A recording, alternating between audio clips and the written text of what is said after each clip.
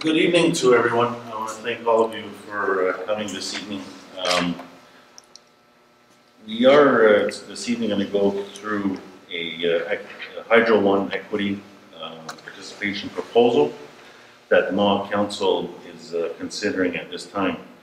This evening's meeting is to share information with you on the proposal, as well to answer some of the questions that you may have. We are recording this evening's meeting for the purposes of sharing that with other members who were not able to join us this evening. We ask that we go through the presentation first, and then we can have some question and answers at the end to be able to answer some of the questions on the presentation. So, we have provided all of you with a copy of this evening's agenda, as well as the orders, the rules of order for this evening's meeting, and then a copy of the presentation in which I will go through explaining what the proposal is to you. So a bit of background information. So this proposal is being made in collaboration with the Chiefs of Ontario. The Chiefs of Ontario is an advocacy body that represents all of the 133 communities in Ontario.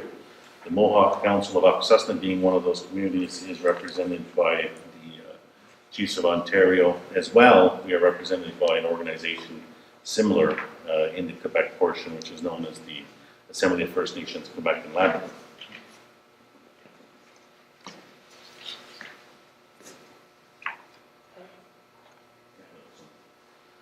So just a bit of background on what this proposal is the Government of Ontario has brought in the ownership of Hydro One, which is Hydro One is the power company in which they were the only sole owner, the major owner of this company, which distributes electricity across the province of Ontario. They've opened the acquisition of equity in Hydro One by First Nation communities in Ontario.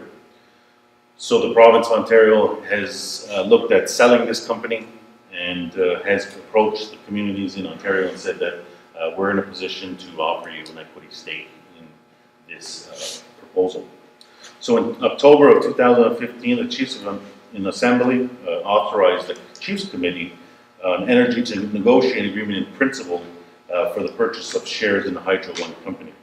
So in June 2016, the Chiefs of Assembly approved the terms of the agreement in principle. So over the period of time when the Government of Ontario announced that they wanted to sell equity in this company, the Chiefs in Ontario collectively said we want a stake in the company. There was an approval process to come up with an agreement in principle, which was ratified by the Chiefs collectively in June of 2016. In May of 2017, the Chiefs of Assembly provided approval to put in place a holding structure to initiate what the corporate structure will look like to hold these shares. The purchase of these shares will have to be held by a company that all of the Chiefs in Ontario are owner of. So in May, they put forward a proposal. So we wanted to go through what the key financial terms of this proposal is. So what the committee of chiefs and technicians on behalf of all of the communities in Ontario have negotiated is a purchase of 14.8 million shares of the company of Hydro One, which represents 2.5% of the company. The shares negotiated price would be $18 per share, which is approximately 25% less than what the shares are actually worth now. The total purchase price of the 14 million shares would be $268 million. The province is in a position where they're prepared to loan the First Nation communities collectively provide them with a loan over a 25-year term to purchase those shares. The interest rate for that loan would be whatever the province is paying to borrow money plus 0.15%. So the total market value of those shares, which is to set the 14 million shares, is about $357 million.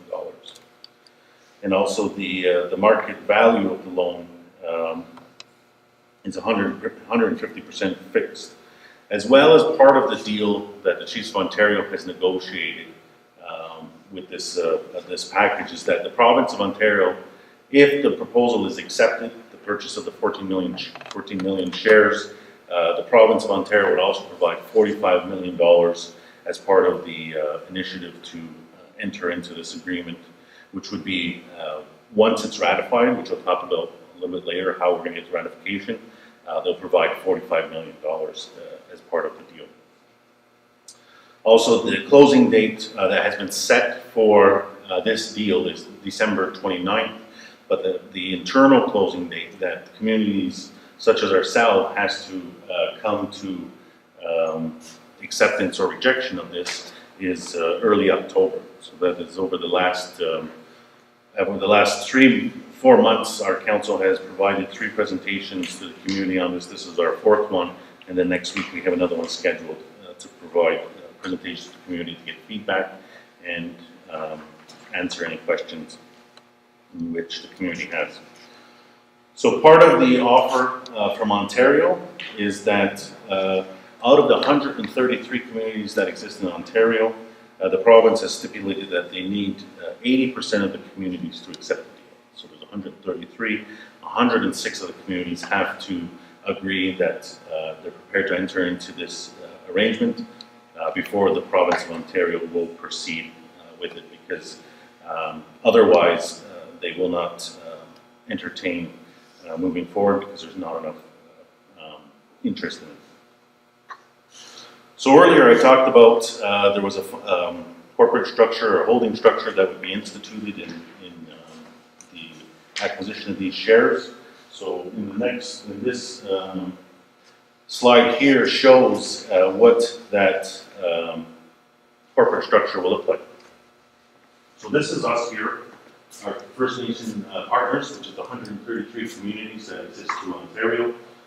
They will form a company which will be called potentially called the Ontario First Nation Sovereign Wealth LP, which is a limited partnership. So every community will become an owner of this company.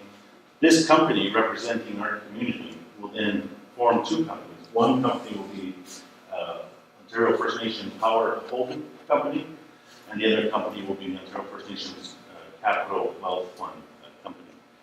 Why there are 2 companies is that one will actually hold the shares and borrow the money. The other one will do the management of the investments of the return on the investment as the investment starts paying the community.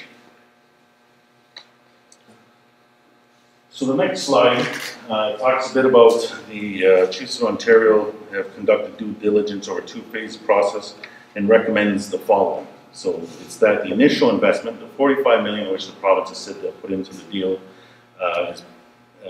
that this amount be placed into the holding company and invested in a 12 years or until the $45 million has grown to double, which is $90 million. So there's no stipulation on the $45 million from the province. The province has said that if you accept this deal, we'll provide you with some seed capital.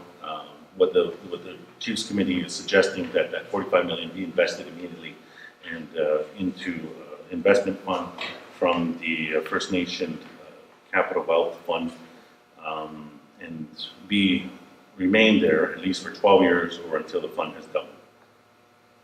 Also, the Chiefs Committee, who has negotiated this deal, will have to adopt a governance structure. So what they're suggesting is that a governance structure be similar to the OFNLP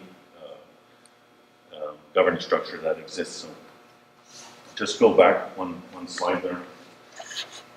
So when we look at the corporate structure that is being proposed, it's important to know that currently Akwesasne is in a similar situation that exists like this now. So we are right now partners in a company called Ontario First Nations Limited Partnership. So you may have heard that Akwesasne receives Casino-Rama dollars annually or it's OFNLP dollars, now it's called. So what happens is that we own a company, currently right now, we're shareholders in the company, that receives 1.7% of the gross revenue of all Ontario gaming revenues in the province of Ontario. That 1.7% is paid to the OFNLP, and that OFNLP then distributes that money into the communities through a formula that was accepted by the chiefs. So what the proposal is that as we move towards potentially accepting this deal, the Hydro One deal, is that we enter into a very similar distribution formula as the OFNLP that exists already. So that is one of the recommendations the Chiefs Committee has made, is that the governance structure and the distribution of the profits be very similar to the OFNLP. Also, as part of the moving forward, if this is accepted, the shares cannot be sold within the first 5 years. So one of the recommendations that as we move forward to either accepting or rejecting this offer is that one of the stipulations the Chiefs Committee is saying is that there will be no sale of these shares publicly, because if we go back to the first initial slide that gives the key financial terms, we're buying the shares in this deal at $18. Currently, they're upwards of, I believe, around $25. So if we were to acquire the shares now, sell them tomorrow, we would actually make over $100 million by doing so. So that is one of the things that we've said, is we will not sell these shares, and if there is any sales, it actually will have to be to another community, not externally, because this wasn't negotiated for mainstream. So the next slide talks about the transaction summary. So the Chiefs Committee on Energy is recommending that all First Nations become a partner, which is why we're presenting this here. The committee, the Ontario First Nation Sovereign Wealth is an opportunity to benefit all of our community, with all communities in Ontario, for the following reasons. There is no cash investment to this deal. So the province isn't requiring us to put any percentage of money down to buy the 14 million shares. There's no cash requirement. There is no liability for repayment of the loan based on the corporate structure that's being proposed. So if, for whatever reason, we borrow the money collectively and buy the shares, if there's not enough return to pay the shares back, if the shares go down and the loan's higher and there's a default, there's no liability on us individually as Akwesasne for the failure.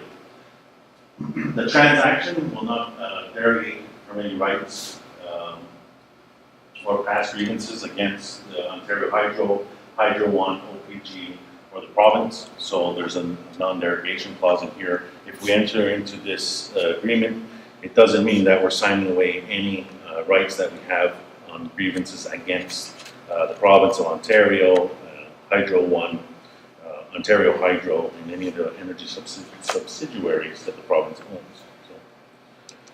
So based on the mandate for the Chiefs Committee that negotiated this, is that is what this proposal is a long-term investment. We're not, when they went to the table to negotiate it, they weren't looking for a quick turnaround on the return on investment. It's really an investment into longer-term revenue for our community. So just some of the next steps to ratification is that, next slide.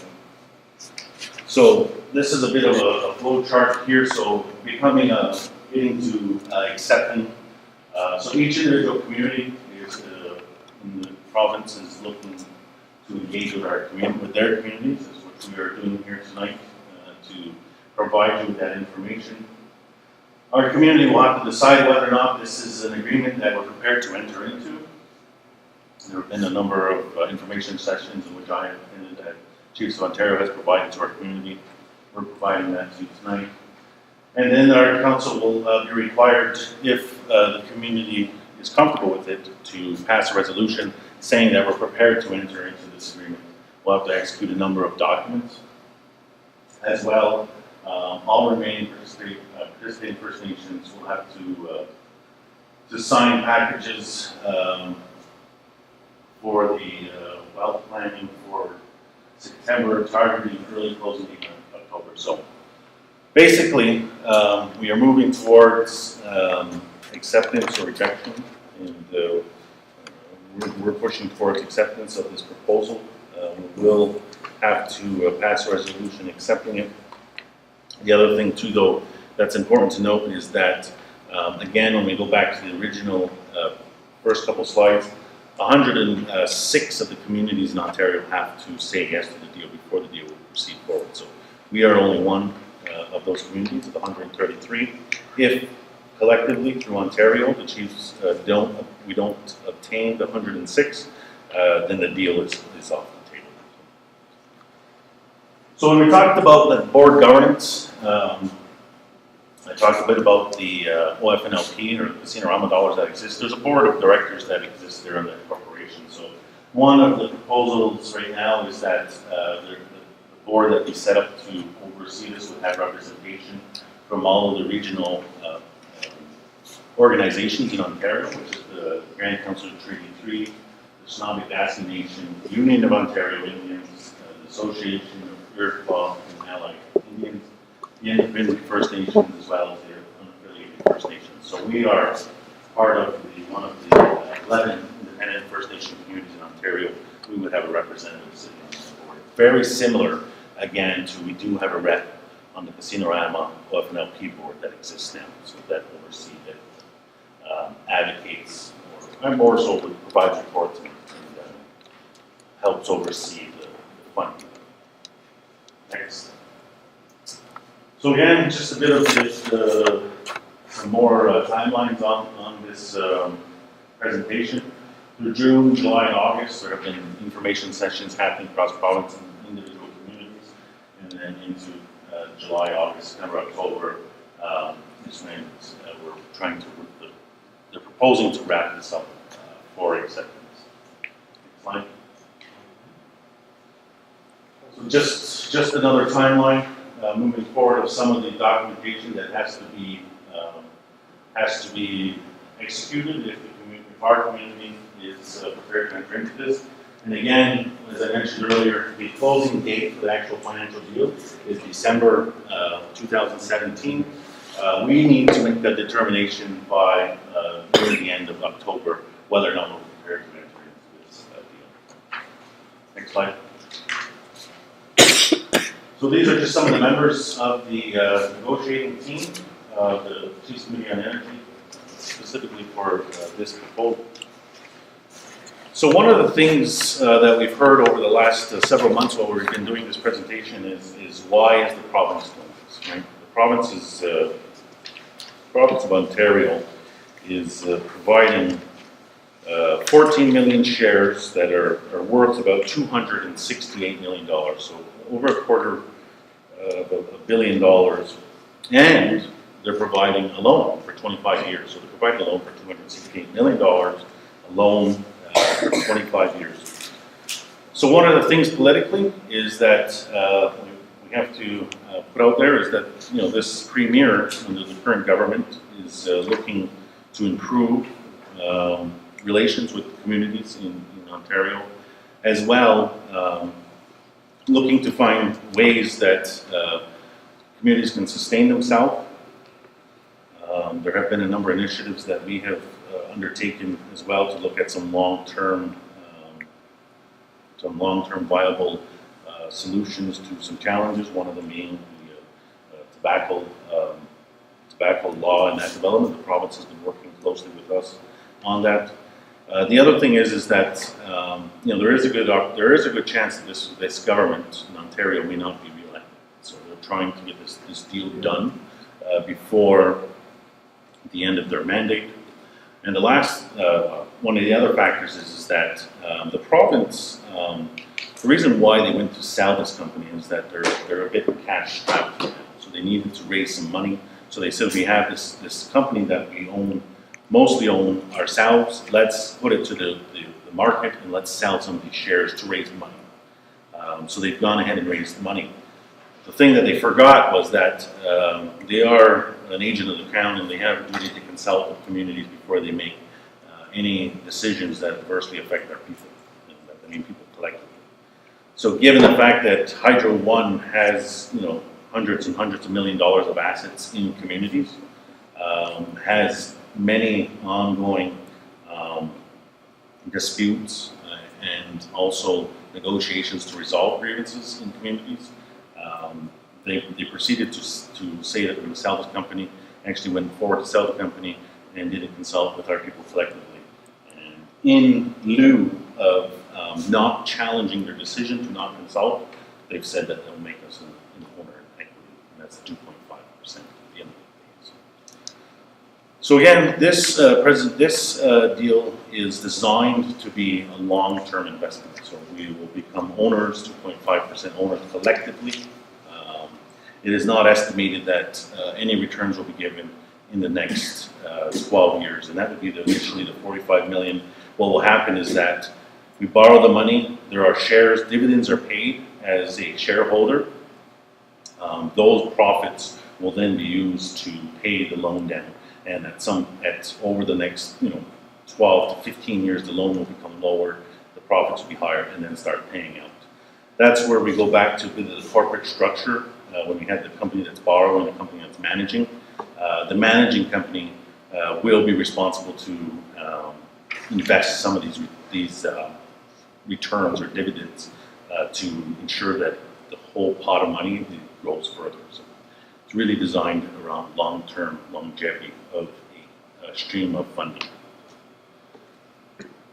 So I think I've covered most of the components that we have for what this deal proposal means. Again, we've had a number of community meetings, provided the same information, and have we're looking to accept this proposal by the middle of October. Any questions?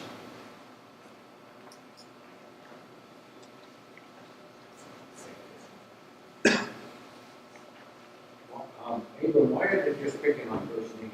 Why do they want First Nations? Why aren't other communities offered the opportunity? Other areas, they're so far, you know what I mean? They're in trouble. They want to rely on 131 reserves and 106 to agree. Why is it that they're just picking on First Nation communities to jump on board on this? Why aren't they offering it to other communities? Well, I think that there is an offer to, essentially there is an offer to anybody, right? And that's through the public offer. People can buy shares individually. Investment funds can buy shares into this. The province has said that they're prepared to finance the purchase of the 14 million shares to First Nation communities. Again, it goes back to the fact that the Premier is committed to building better relations. She sees the need to have longevity of investments, as well as there is the consultation aspect that they didn't consider when they moved towards selling the company. So the 133 communities is because it's the largest owner of the company is Hydro One, and that's the government of Ontario that owns it. So you've got 106 communities you have to have on board. Yeah. Now a lot of the northern communities are small. Yeah. Now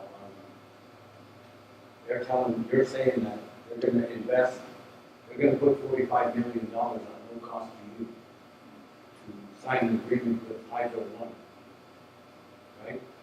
So $45 million. Like they're going to offer that money to the community? Yeah, no, there is zero investment for cash investment from every community in this proposal. So the $45 million is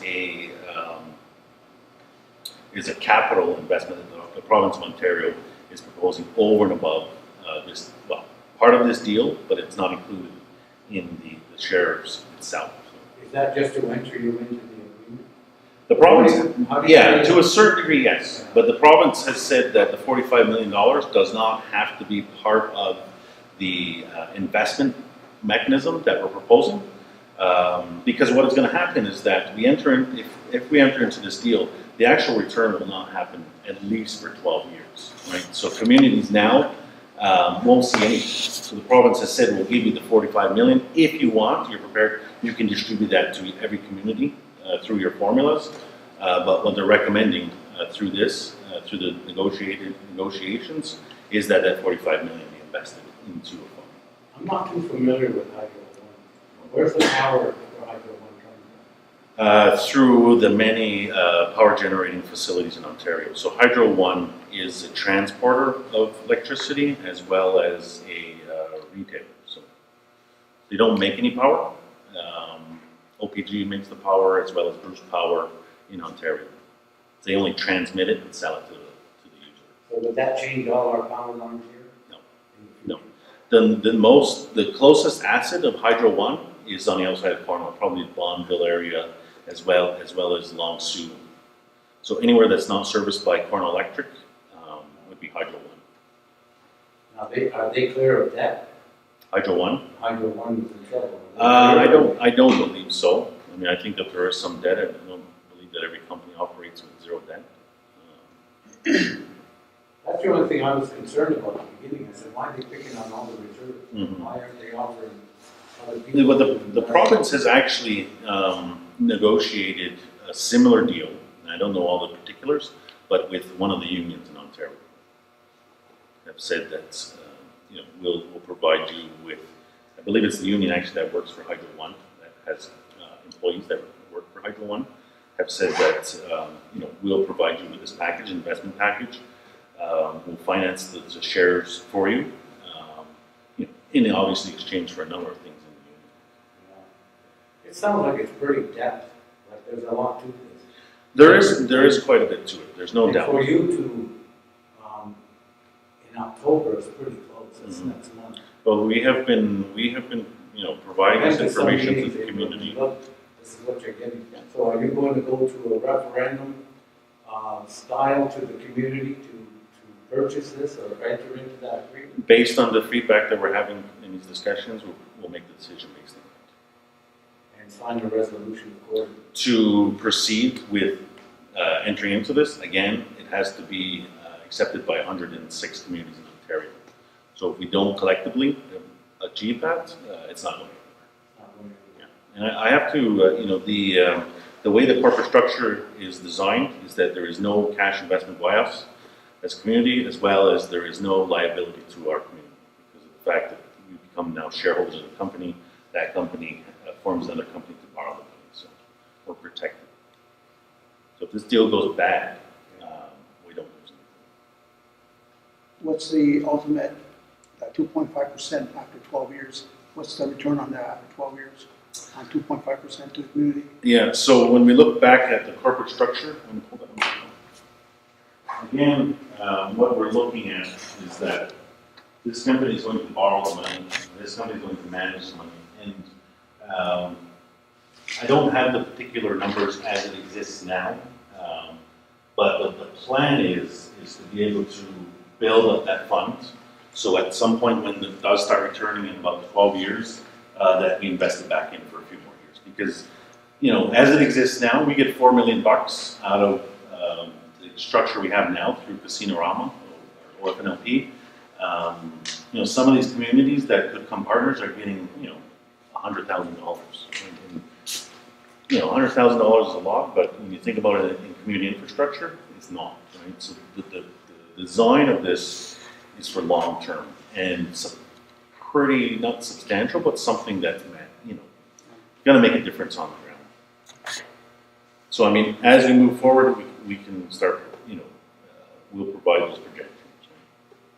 Right? But the way one of the ways to look at it is that, there's no cash investment. The risk is minimal. We're not getting anything out of the Hydro One company now. We only stand to gain. Yes? How are you looking at the percentage of shares for each community?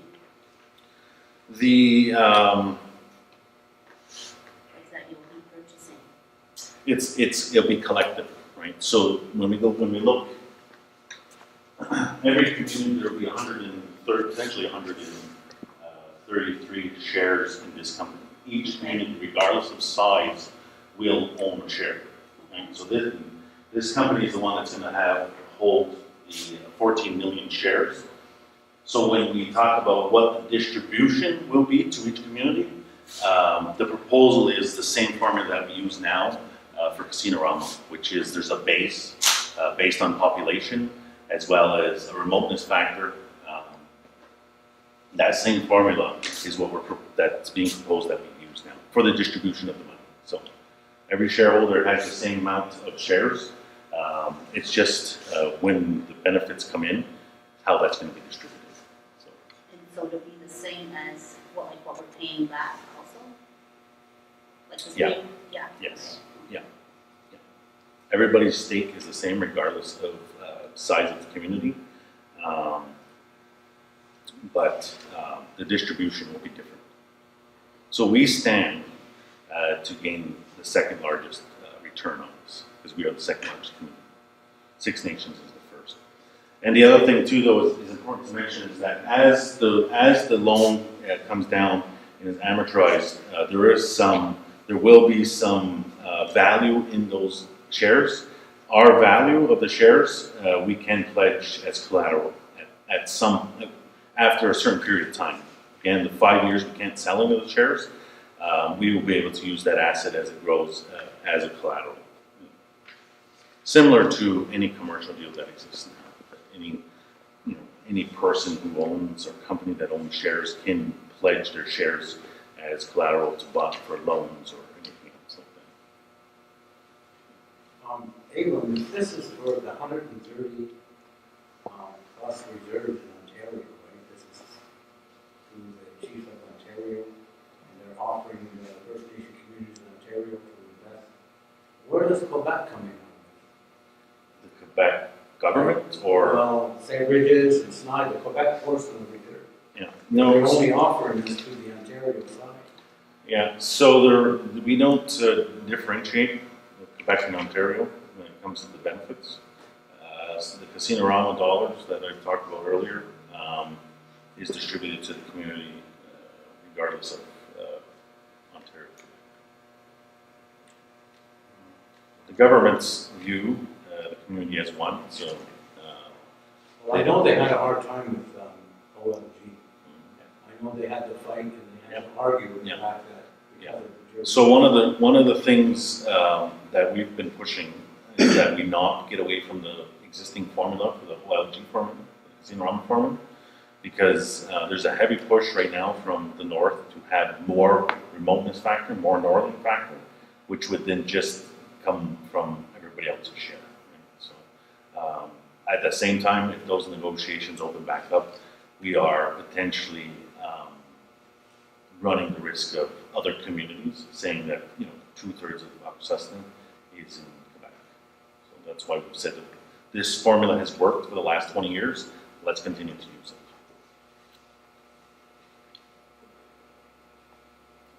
Yes.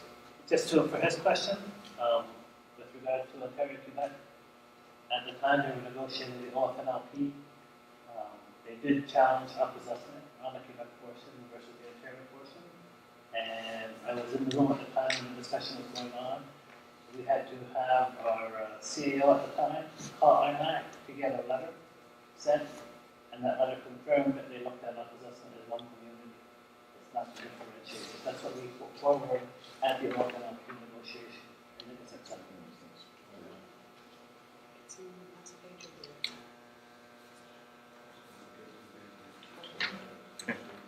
So I'm going to end the official recording now for the meeting. I want to thank all of you for participating. Our next session will be next Tuesday, the 12th at 1:30 in Gisline, in which we will present this same presentation to the community. So, thank you.